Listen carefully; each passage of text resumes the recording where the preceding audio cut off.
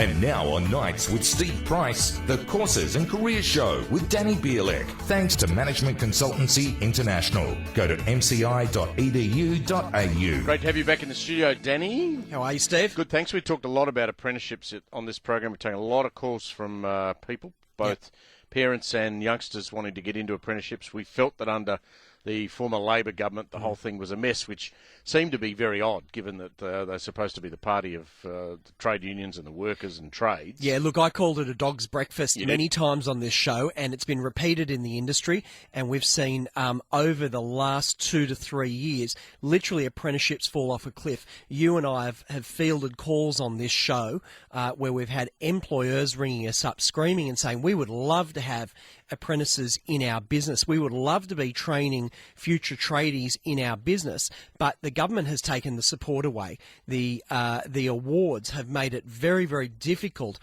for us to employ people, and then you've got this thing where you accelerate the amount of time that an apprentice is allowed to be in a business. Combine all that together, it's completely uneconomic for employers to hire apprentices. And we've said we're hopeful that the new government can actually turn that around and change. Correct. The Assistant Minister for Education and Training is Simon Birmingham, and he's been good enough to join us. Minister, thanks for your time. Good evening, Steve, Danny and listeners. Was it a dog's breakfast when you got there, as young Danny describes it?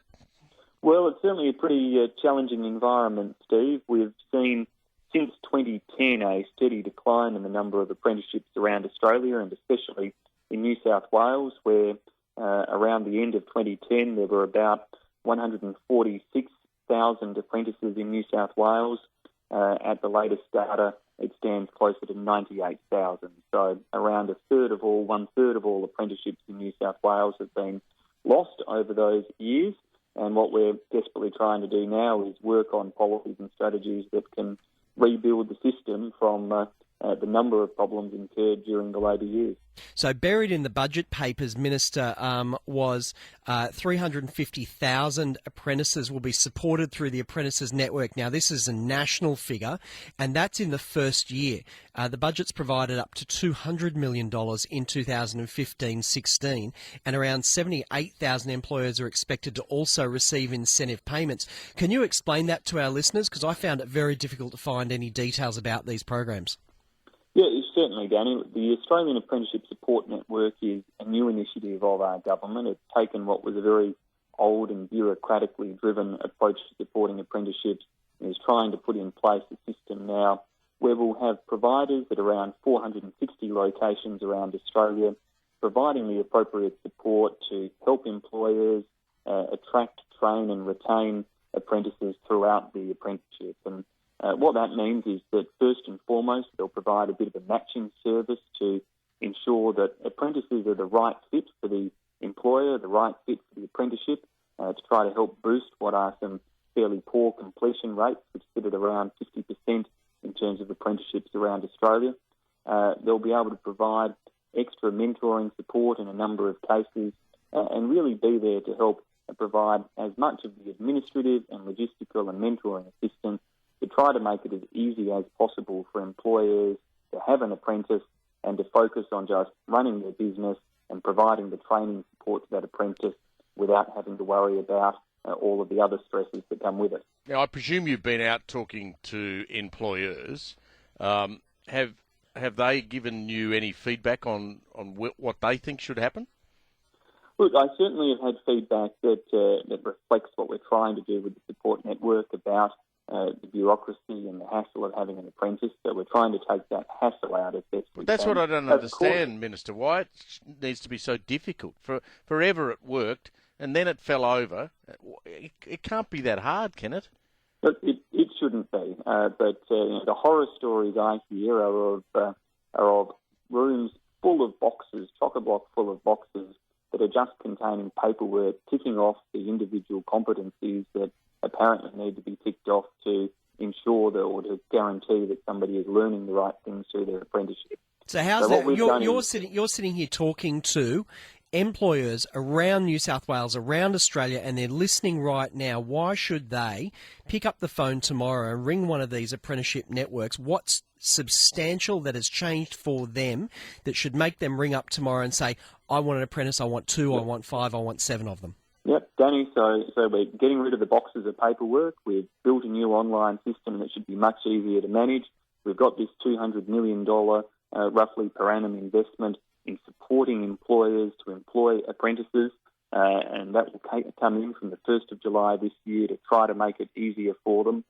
So I'd say to employers, particularly small businesses who are getting such a big shot in the arm from this year's budget, to think about re-engaging with the system, to know that the government is doing all we can to try to put a better model in place that gives you more support to take somebody on in your area of trade and give them a chance. So, Minister, $200 million, a thumping amount of money. How much is that going to be provided? You talk about support and all those sorts of things. Mentoring, I think, is fantastic. Taking away the paperwork burden is absolutely fantastic. What is some of that going to be paid as subsidies to wages? What does that $200 million actually mean to employers and to potential apprentices? That funding is, and it is a big sum of money. It is, of course, spread right across the country, and it is about supporting those 360,000 apprentices that we have in the system and trying to take, as I say, the paperwork and the bureaucracy away from employers and make it easier for them to provide the support necessary to keep their apprentices in place. There are some other subsidies and incentives that exist. Frankly, they remain a bit of a complex maze, but the support network will help employers to access the type of subsidies that are there to help them, whether it's a completion subsidy or a subsidy for somebody from a particular socioeconomic category or the like. But I'm also undertaking a comprehensive review of looking at all of those subsidies and seeing if there are better ways to use the pot of money that we have to make sure that it is geared particularly to encourage Danny, do you find small that confusing? businesses back in the system. Minister, I'm sorry. I think you're heading down the right track here, but I think listeners, I'm dying to hear from listeners. I can see the board's already lighting up with callers wanting to say, and I can tell you what they're going to ask, Minister. They're going to say, what does that mean for me? I've got to get into business tomorrow, and I've got to go and open my chicken shop. I've got to go and lay those bricks. I've got to go and fix those windows. I've got to go and put plumbing into that brand new block of apartments. What does that actually mean for me? What's going to encourage me? Less paperwork may not actually get me out of bed in the morning. What is it that used to attract me to apprentices that is now going to attract me again to apprentices?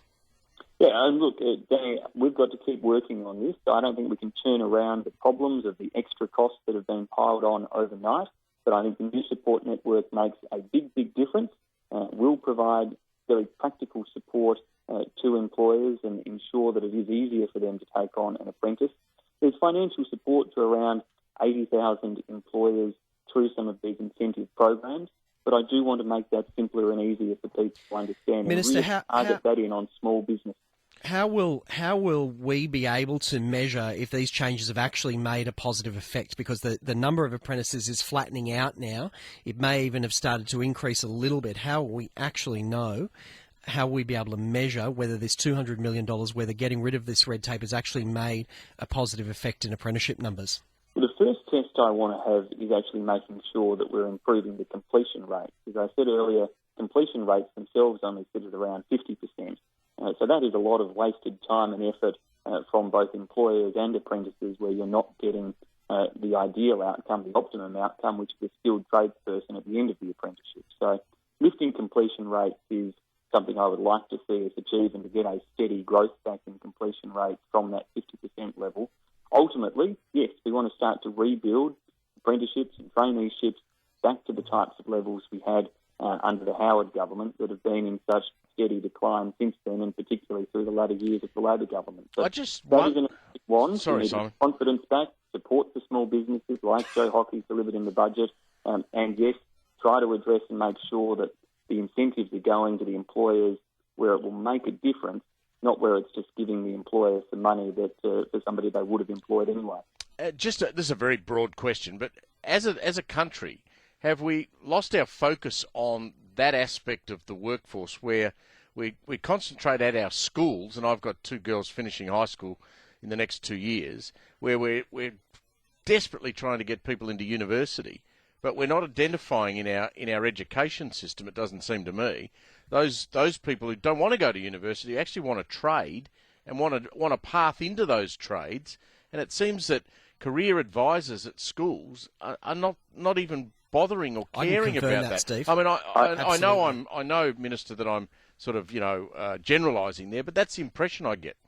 Steve, look, I think you're raising a really valid point, and it's one that I raised with state ministers about a week ago when I had my first meeting as the minister with the state skills ministers. And it really does worry me that the status of vocational education, the status of apprenticeships is not given the regard it should in schools. The truth is that many apprentices, when they complete and they're a skilled tradesperson, will earn more than many university graduates. In fact, in terms of small business owners or business owners generally around Australia, more business owners in Australia have a vocational education qualification than have a university degree. So if you want to be your own boss, if you want to be an entrepreneur and run your own business in this country, the stats tell us you're better off doing an apprenticeship or pursuing that type of activity than necessarily going to uni. And in fact, Minister, a lot more to get that message into the schools. Minister, we know that 6 months out from a course, the statistics from the National Centre for Vocational Education Research show that the starting salary of somebody 6 months out from completing a certificate for or a diploma qualification actually exceeds that of somebody who graduates with a bachelor qualification. Now, nobody, apart from us here on the Courses and Careers Show, ever talk about that sort of thing. Well, indeed, there's that aspect, and even just when it comes to the apprenticeship themselves. Of course, an apprenticeship means you're getting paid while you learn.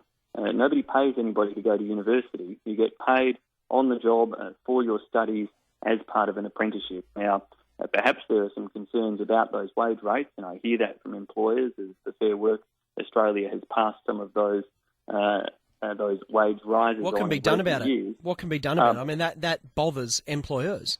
It does bother employers, and it's something Erica Betts and I have talked about. We're looking to see just what the impact which flowed through this year from the Fair Work Australia decision is as to whether it drives down or drives away more employers and how we can address that. Of course, unfortunately, in many ways, when you start talking about those costs, the only turnaround becomes, well, can the government dip in more money? And really what I have to do first and foremost is look at the money that's there to start with and see whether it's being used as effectively as possible. And that's why I'm having a look at the incentive payments we've got and trying to ensure they're geared towards smaller businesses so that we get extra businesses participating in the apprenticeship system, not just money going to those who would probably do so anyway. Minister, thanks for your time. Appreciate it very much. Anytime, Steve. Thank you and Danny. Good on you. Simon Birmingham, Assistant Minister for Education and Training. 131873 is our number. We'd like to now hear from employers, prospective employers, mums and dads, people who've tried to put apprentices on. How is the system working? Is it working to your advantage or is it working to your disadvantage? We also had a call from Naomi Dinnen from the Group Training Australia. We'll talk to her as well in a moment. You're listening to the Courses and Careers Show with Danny Bielik. Thanks to Management Consultancy International. Go to mci.edu.au. Danny Bielik's in the studio with me. Our mate Josh Dowling from News Limited, the best motoring rider in the country, says, mate, the reason apprenticeships are down is not because of red tape, it's because apprentices can earn more money packing shelves. They're paid a pittance. Yeah, that's possible, and Josh would certainly know. I mean, apprentices have been the backbone of the motoring industry for many years in Australia, and of course with the decline with the motoring industry, all those apprenticeships have dried up as well. And my very good friend Kerry Ann Kennelly says, Steve, if people want to ride a bike, move to Canberra or a new suburb and get your bike registered. I'm not going to comment on Thank bikes. you, Kerry Ann. We love having you listening. Naomi Dinnen is the group training boss at Group Training Australia, their executive officer. Naomi, did you hear what the Minister had to say? Yes, very interesting, Steve. I think that they have some great ideas, and we'll have to wait and see how that plays out after July 1st. Look, I think it's positive, Naomi. You and I have spoken about this previously, and it's just interesting. Here's a government that's 6 months out from being in the election cycle, and they're throwing money at apprentices, which is great. Look, it's great to hear somebody talking up apprenticeships rather than talking down apprenticeships. So they're talking up apprenticeships. They've thrown some money at it, but aren't you a bit frustrated as the peak body that looks after this? Aren't you a bit frustrated by the lack of detail? I think the devil is always in the detail. From a group training point of view, there's been good and bad in these current announcements. I think we feel that group training companies have done a great job over the last 30 years of mentoring and supporting apprentices and trainees. We had a report recently that showed that for every dollar an employer spends on group training services, they get a return on investment of $1.70. And yet the government isn't supporting group training at the moment in terms of direct funding, so that's a bit of an issue for our network. Naomi, what used to happen with apprenticeships when it was booming, and what happened when the government killed it off? And the minister now has this $200 million. What can he do with it to actually bring apprenticeships back again? Well, to be honest, I don't know that $200 million is quite enough. When you look at, how that averages out, when you've got, in New South Wales alone, we've got 100,000 apprentices and trainees. The money doesn't really go that far. But you've got the $20,000 loan scheme that's available as well now. You've got the $7,500 that's assisting employers to take on unemployed people. There's the Restart program of the Youth Unemployment Subsidy, which offers up to $10,000. There's a bit of stuff. You can't double dip. So, you've got to be careful which program you decide to access. Who's there explaining this to people? Well, so I've got a mum who's going to ring me up tonight and they're going to say, Danny, what can I do to get my son into one of these apprenticeships? They've just about finished school. They want to do an apprenticeship. They want to get access to one of these subsidies. Or they're 19 years old in southwest of Sydney, 25% unemployment down there in some of those suburbs. What can they do? How can they walk up to an employer and say, hey, did you know this subsidy is available? Ring this number. Go to this website. I'm finding it difficult to find this information. Mums and dads must be too. Well, I think that what we've been lacking is in some way the sales pitch. How do we actually sell the message of apprenticeships to employers who haven't traditionally taken on apprentices and trainees? So we know that there are some great employers out there who've always taken on apprentices and might be taking on, more or less depending on what's happening with their business. But we need to expand the system, and I think that that's really what we need to be looking at, and that's perhaps what the minister needs to incentivise is let's get new employers and let's, get them to take on more kids and train up more people. Because when you're in business, particularly small business, every dollar counts. And, you've got to make sure that you're spending that money in a way that is going to give you an obvious return on investment in a reasonable time period. And that's been the difficulty, I think, with the current system is that it's very hard for employers to plan out what they're going to spend on training and with the changes to the awards, as you rightly referenced earlier, that's also made it difficult for employers. That there are more loads to take people on because it's actually become more expensive for them. You'll both love this. An email from Greg says, as a careers advisor in a school, I recently stood down as my principal didn't like my emphasis on trade and apprenticeships. You're quite right. Too many students think uni's the only option. I'm a qualified electrician and a secondary teacher. I know the value of a trade. Do my best to mentor and guide students down that path. Geez, and he would have taken a step down in pay to go and be a career advisor at a school, being a qualified electrician, I tell you what. Yeah. Well, we had a conference a couple of weeks ago, and this was one of the very contentious issues, was about, careers advice in school and also the idea of vocational education and training in school. But one of the things that I loved that was highlighted by the Careers Association CEO was that we don't know the figures. We hear about non-completion of apprenticeships. We hear about non-completions of vocational education and training. Who's telling us about the non-completions of university degrees? Because I'd really like And they're very high. Very high. The dropout rate in the first year of universities is extraordinary. Nobody talks about that. No, and apparently it's very difficult to get those figures. So from my point of view, I think that the emphasis on non-completion is one of the issues. I think if you get someone into a job, and we run very successful pre-apprenticeship programs, and I'd suggest to the Minister that he also needs to look at, the Access program and the pre-apprenticeship stuff. We've just had a fantastic announcement by the New South Wales Minister, the new Minister, about money for pre-apprenticeships in New South Wales. Minister Barilaro. Yes, yep. and these are great initiatives that give employers and young people an opportunity to decide if a trade career is right for them. Naomi, where can they go? Who can people call?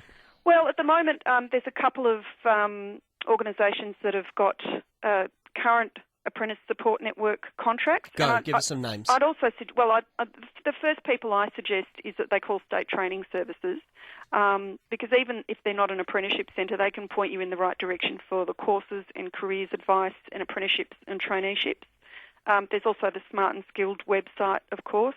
And then we have a website which is the Group Training New South Wales. We have a careers guide on there. There you go. Everyone Google Group Training New South Wales. I think that's a really good place to start. Thanks, Naomi. Thank you very much for having me. Appreciate it. Naomi Dinnen there, Group Training Australia. Anthony, hello. Hi, how you going? Good, thanks. Yeah, I've been in business for about 11 years now. Always had apprentices, and this year is probably the first year I haven't had an apprentice. Yep. Why? I've had two that finished their time with me, helped them through a lot, getting through, getting their apprenticeships finished and stuff, and they didn't finish one semester at TAFE, or one had exams that he didn't finish, and I tried to push him to go and finish it. He didn't want to know about it, and I didn't receive my incentives.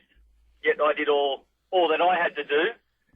Did you hear anything tonight, Anthony? Did you hear anything tonight from the minister? No, Anthony's obviously annoyed because the blokes kids he's taking on don't embrace it, and so he makes the effort. That's right. He doesn't get the incentive. So he's provided the opportunity, but 5, 6, Shouldn't 7 years sort ago, that out? 5, 6, 7 years ago, that wasn't different, but there were more Anthonys out there employing more apprentices. I want to know if something that Simon Birmingham, Senator for South Australia, said tonight is made you change your mind and wanted to employ another 1, 2, 3, 4, 5 apprentices this year. I guess it just depends on who comes knocking on the door asking for a job. Really, I'd have to probably put the young guy on for a while and see their attitude and then decide from there. Well, that's a pity that you've had that experience. I mean, that kills the incentive to do it again. It's not uncommon. Roger, g'day. How are you, mate? We're good, thanks.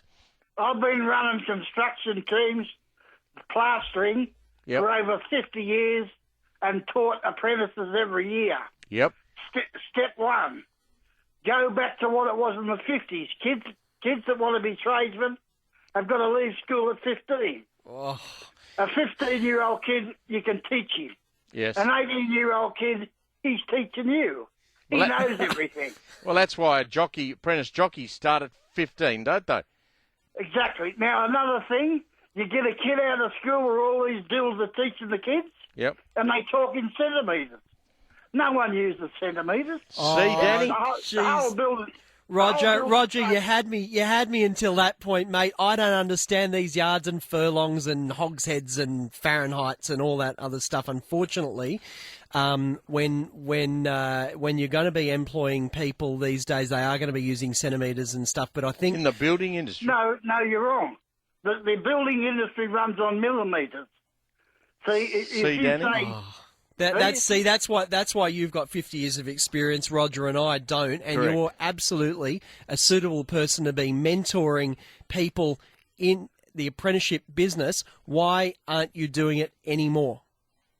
I had a stroke. There's a I went good reason. blind for 8 months.